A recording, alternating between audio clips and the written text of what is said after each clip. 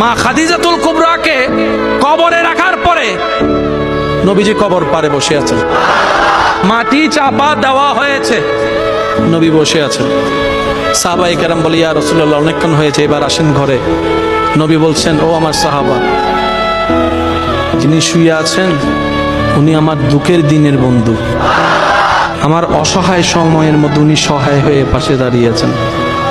সবাই যখন আমার উপর আঘাত করছে, এই আঘাতের রক্তটা উনি মুছিয়ে দিয়েছেন, উনি আমার জন্য একটা শক্তি হয়ে দাঁড়িয়েছেন।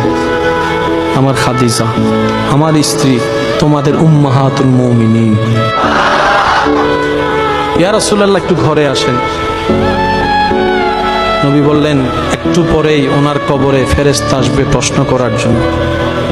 আমি নবী বসে আছি, আমার খাদিজার প্রশ্নের উত্তর আল্লাহর হুকুমে হাদিজার পক্ষ হয়ে আমি নবী উত্তর দেওয়ার জন্য।